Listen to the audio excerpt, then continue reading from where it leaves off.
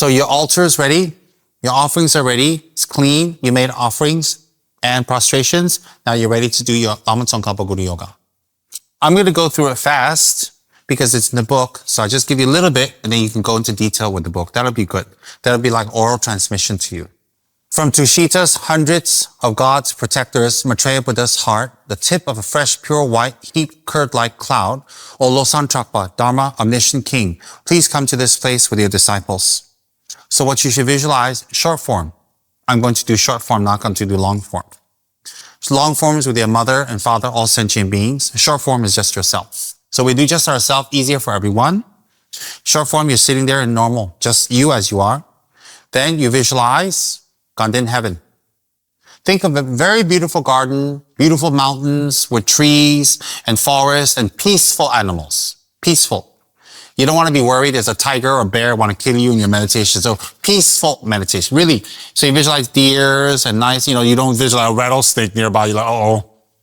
Like, it's psychology. So you visualize a beautiful green garden, flowers, trees, mountains. Oh, boy, I love that. And peaceful animals, deers, does, faunas, badgers, whatever. All that stuff, maybe a Bigfoot. And you can have that all there. And then in this beauty, that's Gaden heaven, sits the king of Dharma, Maitreya Buddha, the next Buddha to come, the next Messiah. He's golden in color, one face and two arms, very handsome, with a broad shoulder, golden skin, beautiful V-shape, sitting in Western style on a chair with his legs together but separated here at the bottom and with the Dhamma chakra. Then he has a Dharma wheel and he has a long life vase on his two lotuses and he's smiling. He's smiling. He's wearing the crown given to him by Shakyamuni. He will be the next Buddha to come. From this beautiful Buddha of love, great compassion, Maitreya, from the heart comes a cloud. It's so white, it's so clean, it's so pure, so beautiful. Looks like curd, looks like yogurt. On top of this cloud sits your refuge, your Rukuru. All the Buddhas and Bodhisattvas emanated. Lama Tsongkhapa and his precious two sons, Kedru Rinpoche and Getsa Rinpoche, in full robes, wearing a pandit hat, smiling, glorious, as you normally see him, right in front of you. How far? Arm's length. Why? Too far, need binocular. Too close, become cross-eyed. So just arm's length. See how high? Maybe the size of your hand. Why? If too tall, your meditation has to go like that all the time. If too small, again cannot see. Just the size of your hand. Lama Tsongkhapa right in front of you. Lama Tsongkhapa is love, is beauty, is God, is compassion, is everything that is wisdom, love, compassion. And not flat, bright, alive, golden, emanating lights, juicy with lights, just lights, ready to do his job with you. Visualize that in front of you clearly and do it very well. So you recite, visualize. Then think that Lama Tsongkhapa is the same nature as your Guru. All the Buddhas, Bodhisattvas, and deities are embodied within Lama Tsongkhapa. Relax and breathe and visualize. If you do this visualization every day and you hold it, then you will gain control over your mind. When you want to be awake, you'll be awake. When you don't want to be sleepy, you won't be sleepy. When you want to focus and concentrate, you will see your concentration become better. This meditation, very, very powerful. It will make your concentration sharp and very clear as a side product. So do this well every day. Lama Tsongkhapa thing is very short. It's just about 14 paragraphs, very short, but the effect is profound. That's why I like it very much for everyone. I like it for my friends. Okay? Then the next one is prostrating to Lama Tsongkhapa, requesting him to teach. So he's in front of you now, and you're requesting him to remain with you in this life and all future lives, and to please turn the wheel of Dharma. Then you're thinking, well, I can't see Tsongkhapa. How can I have him turn the wheel of Dharma? When you request Tsongkhapa for Dharma teachings, you collect the merit, that you become closer to your Guru, closer to High Lamas, closer to Dharma teachings, and you will always receive Dharma teachings. By the side effect of requesting for teachings, you will receive teachings. So it's very powerful to request for teachings in the Buddhas. Okay? Then, by requesting Lama Tsongkhapa for turning the wheel of Dharma, requesting for teachings, what will the result of that be? Actually, it's not a trick question. If we request for teachings, the effect will be you get teachings. That's it. Even if you didn't listen, if you use your logic, it's clear the answer. Very clear. Even if you didn't hear me speak because you're not focusing. It's very simple. It's not a trick question. That's why I always repeat to you hundreds of times. Cause resemble effect, effect resemble cause. So if you request for teachings, what's the karma? You get teachings. You become closer to your Guru. And whatever teachings your Guru gives you, it goes in very deep. Because you create the causes. People say, oh, you're so lucky you can get teachings. Oh, you can get lucky. Everybody can be lucky if you request and you're earnest and you're real. Not only will you receive teachings, you know what else? You know what else? Is that when you're in teachings, you can actually absorb and learn very quickly. And you will never forget. I will tell you a little secret. Teachings I received from my teacher 30 years ago, until now it's fresh in my mind, I don't forget. They said it only once. I never forget. I retain it. I don't know why I retain it. In fact, I thought everybody retains it, but obviously not. So things I learned when I was 15, 16, 17, 18. What I'm teaching you now is what I learned when I was 18. My teacher told me once. And just memorized immediately. And I can't remember a lot of other things. Street names, telephone numbers. I don't bother. But this one I remember. So it makes me realize that by requesting for teachings, you do create the causes to remember them.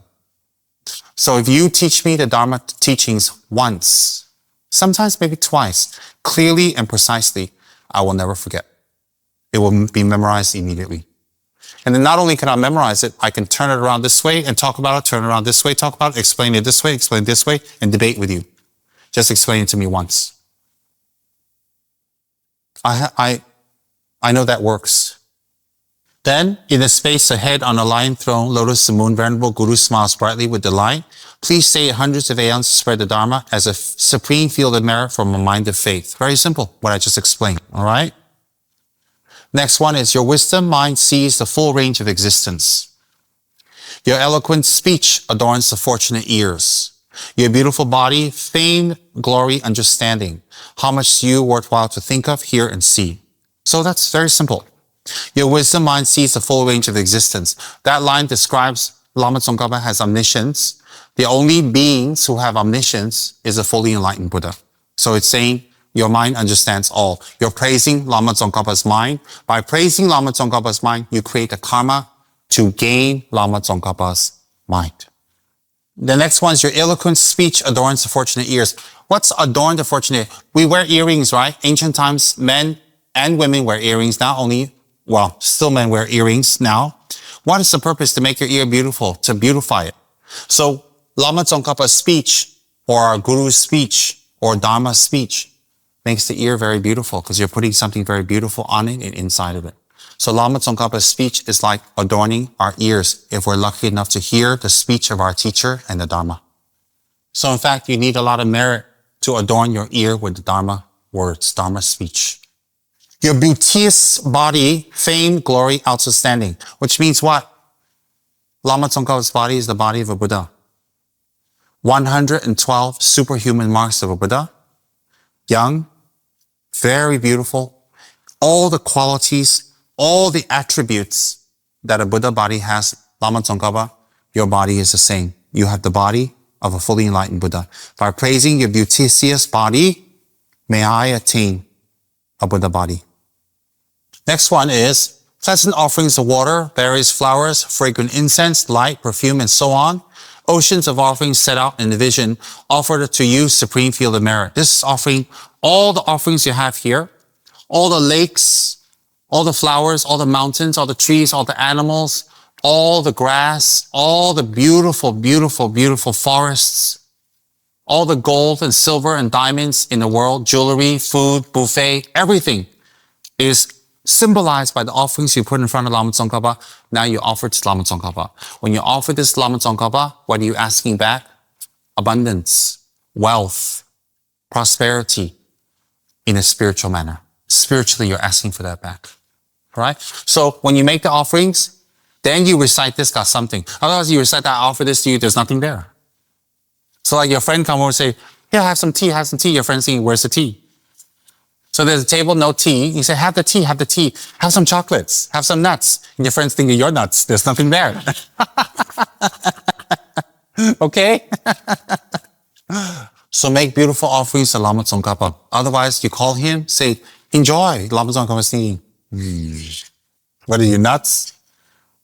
But honestly speaking, sometimes when you travel, you don't have anything. It's okay. Even when you're traveling, outside, if you see lakes and mountain trees, you offer that to Lama Tsongkhapa. That's okay. Good. Next one is purifying our negative karma. All right. All of us need that. If we purify our negative karma, we have less obstructive obstacles. There are two types of obstacles. Obstacles that bring us down and obstacles that bring us up. If you purified your karma and you get obstacles, your obstacles make you stronger. If you don't purify your karma, the obstacles come, it drags you down. See, the obstacle is not the problem, your state of mind is. That's a new perspective, huh? That's why different people take obstacles differently. Sometimes some people, little bit obstacle, give up. Some people, lots of obstacles, they become stronger and better. So it's not the obstacle, it's you.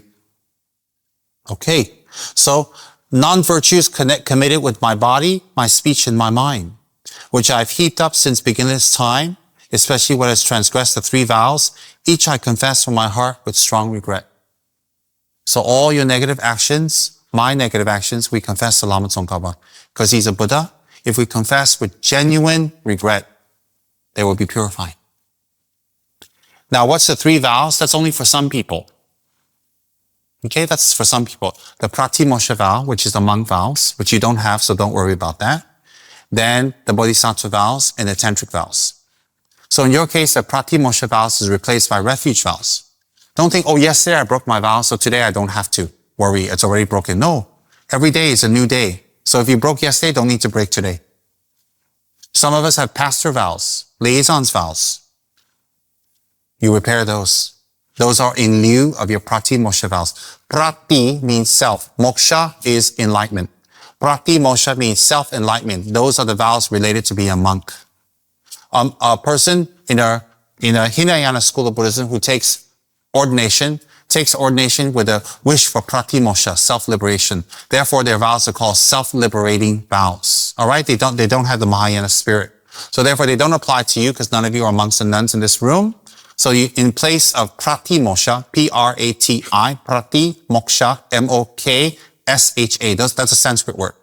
In place of pratimosha vows, you replace it with refuge vows, your liaisons vows, your pastor vows, or any promises you made to other people that you broke. You can regret here. And then let go of the guilt. Guilt doesn't help. Guilt doesn't help. It's very important to do this every day. Very important. Okay? But don't say, oh, now I have a secret method to purify my karma, so tomorrow I just do the same thing, never mind, can purify what? It doesn't work that way. Once you confess and purify, you don't do it again. All right, I'll give you an example. You go rob a bank. You go to the judge and say, I'm sorry, I regret. Just, okay, free. Next day you rob again. Go back, I'm sorry, they won't free you again, okay?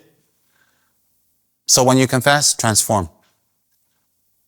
Confession stops the karma from taking effect.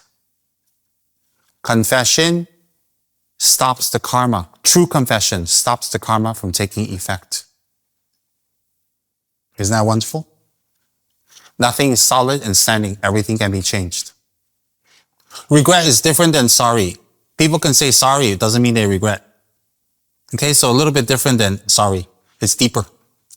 All right, next one is rejoicing. This one counters jealousy.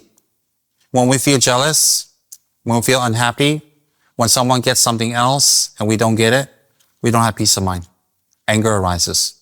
So the next one is creating the causes with Lama Tsongkhapa to get rid of our jealousy. How? By rejoicing in good things. Okay? How many of us, you don't need to raise your hand, how many of us here feel very jealous in our lives?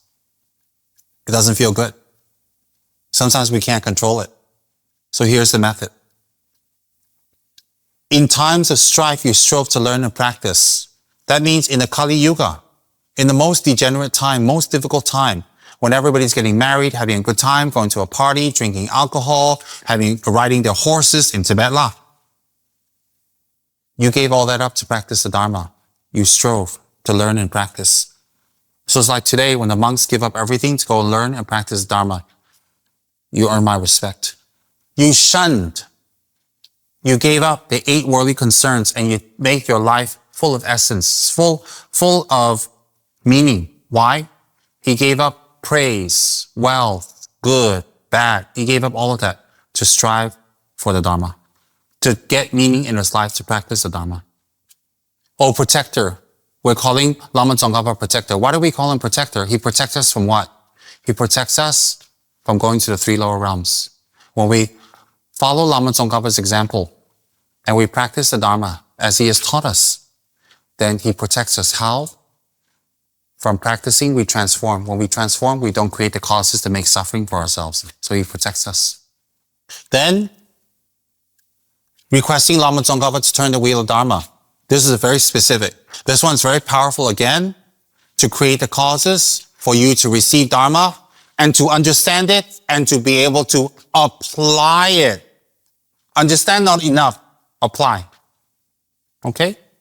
Venerable Gurus from love and wisdom, clouds densely massed in your Dharmakaya sky. Please loose a rain of vast and profound Dharma of the fields of disciples needed. That's very simple. That's saying the Dharmakaya sky is what? Dharmakaya is the true nature, true body of the Buddha. That's the Buddha's mind, full omniscience, Dharmakaya. The Buddha body. It has no form, no smell, no taste, no touch. So we call that the Dharmakaya. The Dharmakaya, clouds densely massed, wisdom, knowledge. All that is very densely massed. That one rained down a profound Dharma onto the field. So we're like the field. The disciples, the students are like the field. Lama Tsongkhapa is like the rain clouds in the Dharmakaya sky. And then the rain coming down is the holy Dharma. So we're requesting Lama Tsongkhapa, please may we receive all the Dharma teachings, especially the higher tantric ones.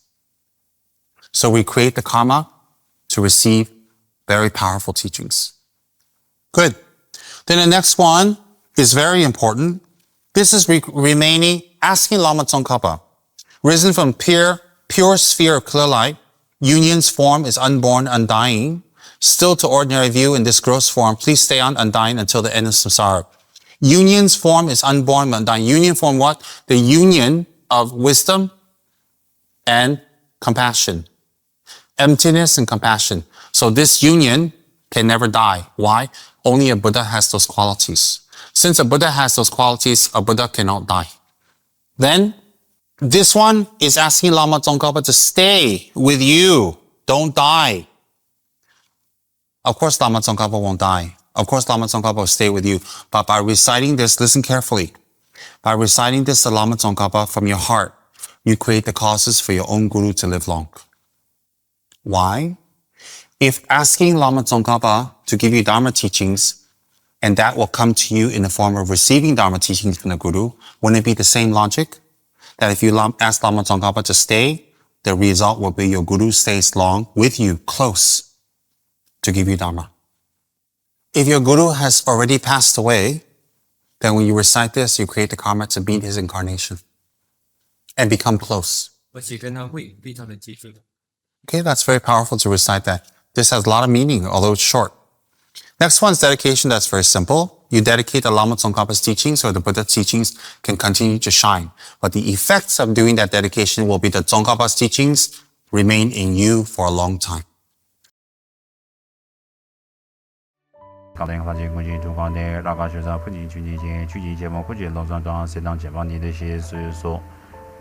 Lord Guru comes from Tushita heaven, emanating forth from Lama Maitreya's heart, and he is assembled before me with his two spiritual sons, Kedru Rinpoche and Gyatso Rinpoche.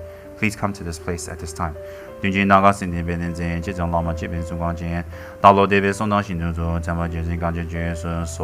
My beautiful Guru smiles with great delight. He sits on a lion throne with a lotus and a moon seat before me. I request you to remain for 100 aeons in order to spread the teachings and be a supreme merit field for my mind's faith. Shiji Chungun Chawa Ludu Kansan Dawa Jiji Listen Jabe Bajan Habe Sebeku Dun Chabi Dun La Cha Tsel. Your mind has the intellect to comprehend all to the full extent to be known. You are omniscient.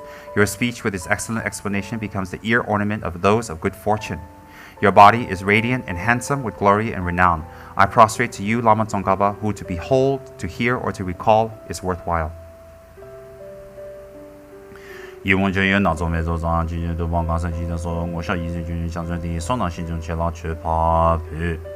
Pleasing water offerings, various flowers, fragrant incense, light and scented water, an ocean of actual and visualized cloud offerings, I present to you, O great merit field Lama Tsongkhapa.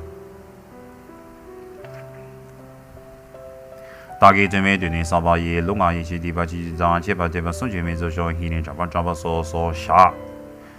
negativities I've committed with my body, my speech, and my mind that I've accumulated from many lifetimes, and any of my transgression of my vows, I confess to you, Lama Tsongkhapa, who is a fully enlightened being. Please forgive me and may I purify my negative vows.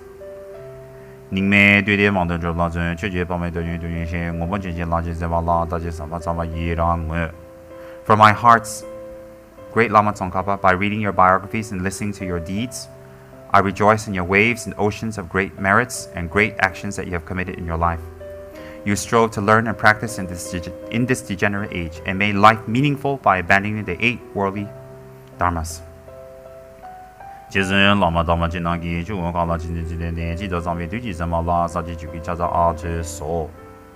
Great Lama, without you, dharma is not possible, attainment is not possible. From the void of the Dharmakaya sky-like wisdom, please rain down a vast dharma and train me according to my needs. I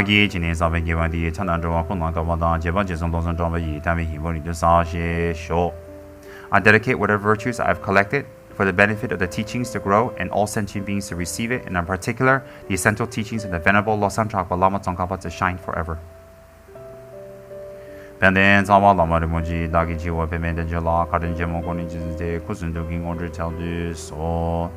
Lama Tsongkhapa's 2 sons dissolve into Lama Tsongkhapa, they become one. Lama Tsongkhapa's throne, made of light, his lotus, the sun and moon disc all dissolve into Lama Tsongkhapa. Lama Tsongkhapa, for the benefit of ourselves and our perceptions, shrinks to a size of a thumb and turns around and faces the direction we faces and lands on top of our head very gently with a smile. By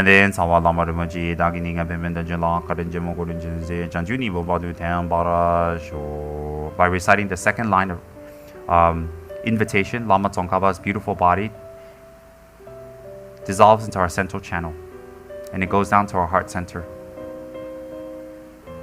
and it melts with our mind. Our mind and Lama Tsongkhapa's mind become one.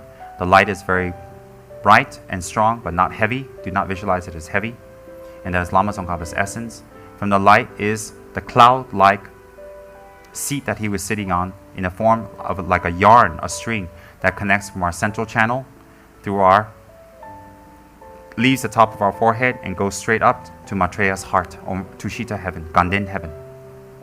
Wherever we go, that string is never disconnected ever. Lama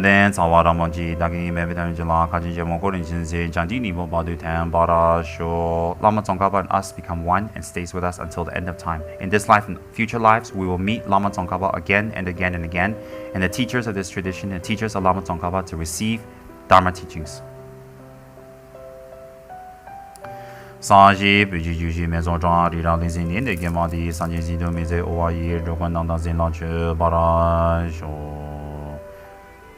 By directing to the fields of the Buddhas, this mandala, a base resplendent with flowers, saffron, water, incense, adorned with Mount Meru, the 4 continents, the sun, and the moon, may all sentient beings be led to these holy fields of Buddha. Oma idama guru randa mandala kanira yataya mi me jebe jejin chene zi dreame kema oma jamaya de woma yin jomsin samada kanjin gebe sujin songaba Losang Trabe Shala Sowande, Mime Jeve Chejin Chenezi, Dreame Game Omo Jambayan, the Woma Yin Johnson Samada, Kanji Gave Jin Songaba, Losang Trabe Shala Sowande, Mime Jeve Chejin Chenezi, Dreame Game Omo Jambayan, the Woma Yin Johnson Samada, Kanji Gave Jin Songaba, Losang Trabe Shala Sowande. And then we think that our mind is clear and bright, we're able to continue and do our work during the day. And that's Lama Tsongkhapa's Guru Yoga in short form. Very easy and very nice to do.